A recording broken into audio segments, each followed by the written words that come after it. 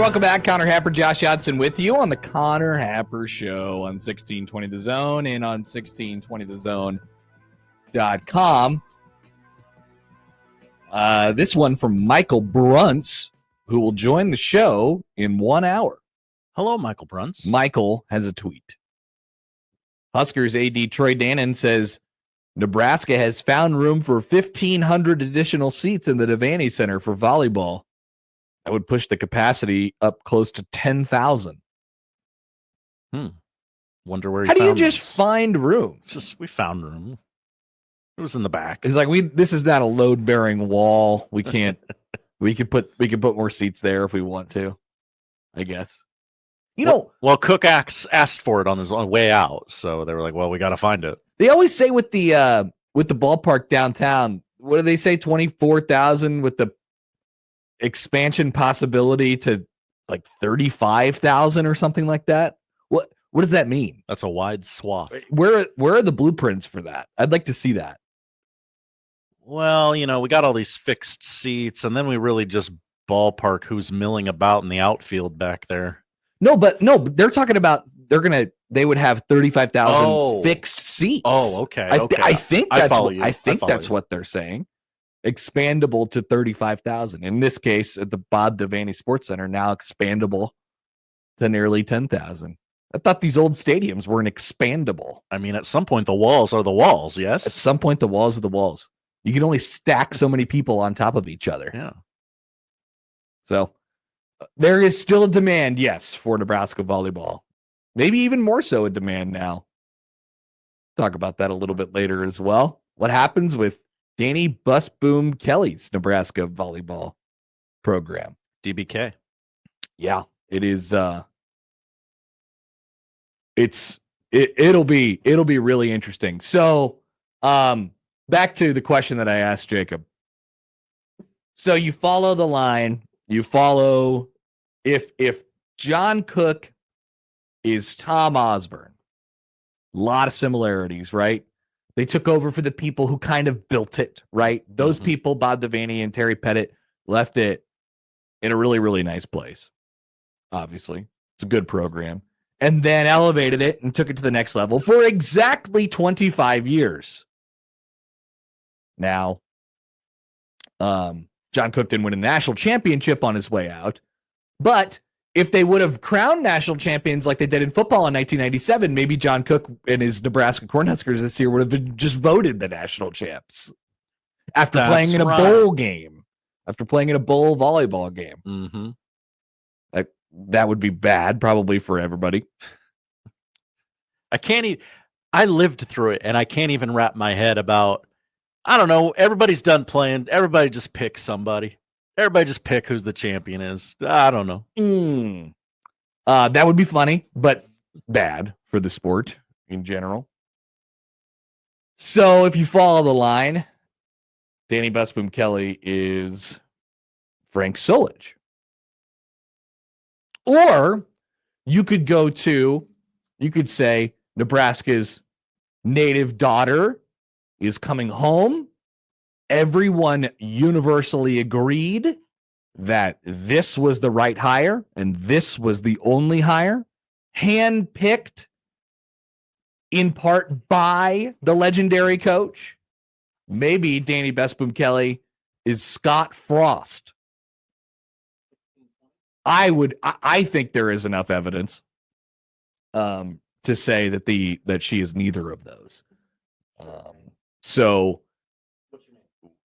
Dani Busboom Kelly, the thing that she brings in that obviously Scott Frost didn't have was a resume of winning already. And I thought the way now the other thing is Nebraska volleyball is not in a terrible, terrible position as it was when Nebraska football hired Scott Frost. Once again, I'm not making the comparison. I'm trying to tell you why it's not these things. But I mean, Dani Busboom Kelly went out and left the program and won as a head coach at a high level, right? Twice runner up. Yeah, I mean, like this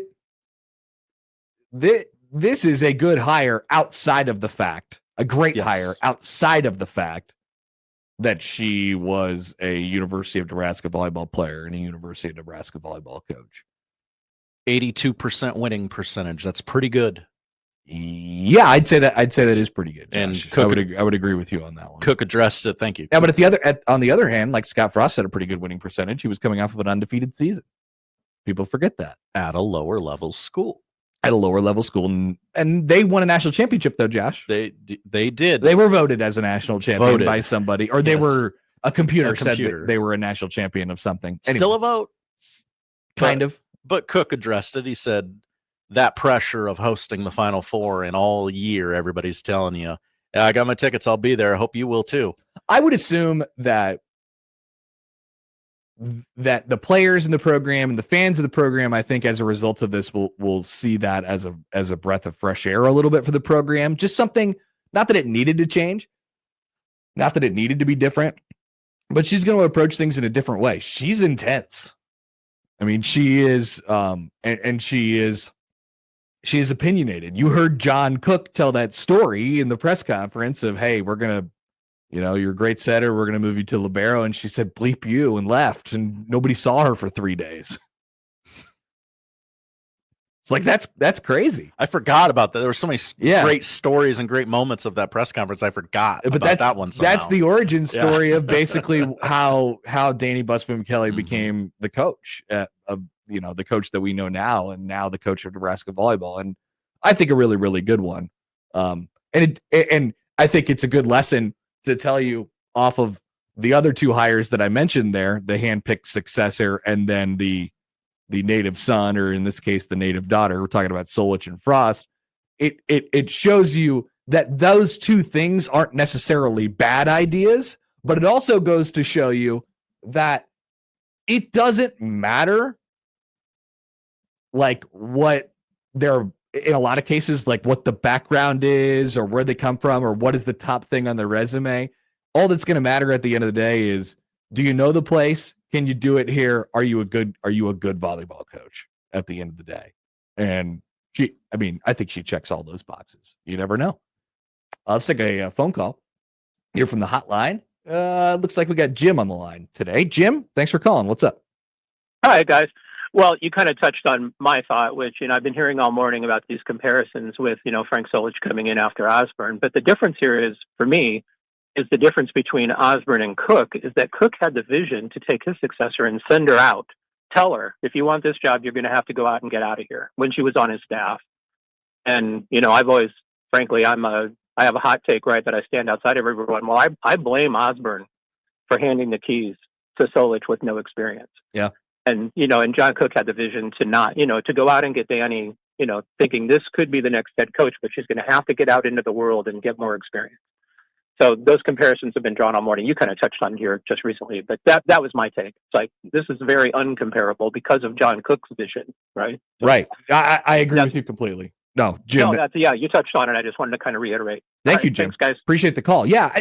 And I think one of the things to add on that, one of the things that Cook said was, what Jim just said, like, hey, you if you want to do this, if you want to be good at this, or you eventually want to be the coach here, my successor, whatever, you got to go out. I mean, you got to go be a head coach, because there's no experience that I could give you. Right? There's no experience that I could give you other than you have to go be a head coach at a big program, win big, have all the things, and go through the day-to-day of being a big-time volleyball head coach at a major program. It's the closest comp that I could give you. You are like, I can't just have you, I can't hold your hand being here and being the assistant the entire time and saying, well, she's the coach in waiting, so she has to be here. That's probably I'm not saying that doesn't work. But I thought John Cook played it right. And not to mention, once again, he's in a really advantageous position, and Nebraska's in a really advantageous position. Number one, because there's no shortage of great coaches in the country who want the job, who would take the job. It is, bar none, the best job in the country. But also credit to John Cook for having the extensive coaching tree and having options. It did seem, though, that this was always going to be the one, or certainly the one that expressed that, hey, I'm doing this because I want to do this. Everything that I do, tell me if I'm wrong, Josh, everything that she's done, Dani, in her career has been like, yeah, well, eventually I'm going to be the Nebraska head coach one day. Oh yeah. And I'm going to earn that right. Absolutely. Yeah. It always felt like she had right of first refusal, and if she wanted it, it would be hers when it was time. And I wonder how much of that comes from Tom Osborne's own regrets. Cook said that Tom is a mentor to him. He talks to him often. He models his career often. I wonder if there was a phone conversation or an in-person conversation at a dinner between Cook and Osborne, like, hey, when you handed it off, were there any regrets there? And if that is one of Tom's? Well, Tom's, like, we know the story, I think, with that, like, he made some promises. I don't think Cook ever made any of those. Right. I don't think that ever happened. And you have to take into account that this is a different time that we're in, sure. Right? Like, I don't think that would have been a requisite, and it wasn't necessarily at the time that we thought of in 1997. Like, you have to go out and you have to lead a program and do all the things that are required to leave a program, like to be the head coach of a major program. And I need you to experience all of those things before you take this over, because as we know, it was a learning process for Frank. And, like you said, Josh, I think there has been a lot of knowledge and wisdom drawn on that. I mean, Cook even mentioned it in his press conference. He was like, I've seen this go bad. Yeah. And so he was pretty clearly talking about the football team. This is as good as it can work out. And then that's where I go back to the Frost thing a little bit, just to poke holes in it. Like, when it became evident in 2017, as Riley was flailing and a new athletic director was here, that it was going to be Scott Frost, nobody said no. Nobody said, hey, wait a minute. I don't know if he's actually proven it. No one. Right. Now there's going to be somebody tweeting into the show going, I told you. But nobody said no. In this case as well, nobody said no. And nobody has to think twice about it. But you're right, Josh. She's got way more on her resume than he did. So I don't think either of them are apt comparisons, to Jim's point and mine as well. I mean, but it is interesting how, I mean, you could really make the case that Nebraska's failures of 28 years ago, 30 years ago, wow, have now potentially helped or informed or given wisdom to this situation with a completely different program at a much, much, much later time. I think that was a thought throughout the entire process of, saying, Dani, you got to go off and do your own thing. Because if you're going to be the person here, you have to do it. We've said it a couple of times already this morning as we cross over into the afternoon here. Regardless of her past experience with Nebraska, this is a resume worthy of succeeding John Cook. Mm-hmm. Couple of runner-ups. I think she took an undefeated team to the Final Four and lost in that Final Four. And there was no shortage in there. And there was no shortage of options either. But yeah, I mean, she might be this. She might be the, outside of the people who aren't going to, like Kelly Sheffield, right, who's built it at Wisconsin, and outside of the people who are super entrenched in their jobs right now, she's a really, really good and well thought of young upcoming coach, regardless of the fact that she has cool Nebraska ties. It is a so it's like, I know people are going to be like, well, it's so great to get a Nebraska person in here, and I think that is a helpful thing in this situation, because she was a player here and won here and played under Cook and knows how it goes and all those things.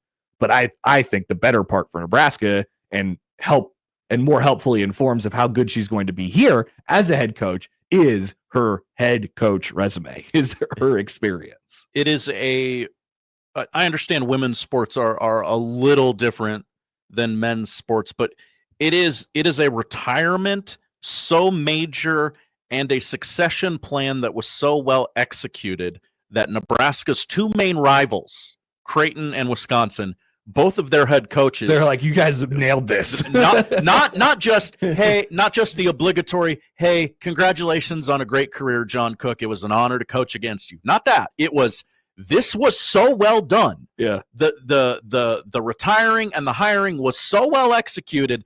Tip of the cap to you. This is great for the sport. Yep. Yeah, I think that helps inform it. Yeah. Jeff writes in. Hi, Jeff. She built Louisville into a title contender in 8 years. Frost had one good year. No, I'm just, the only connection there is I am going against that theory, ladies and gentlemen, just so we're very, very clear on this. But the connection is homegrown, played here, won a national championship, coached here, all those things. Like, that's the comp to Frost. Yeah, we don't even know if she likes margaritas. Exactly. We have no idea. Right now, she certainly doesn't, because she's expecting. Oh, yeah, that's right.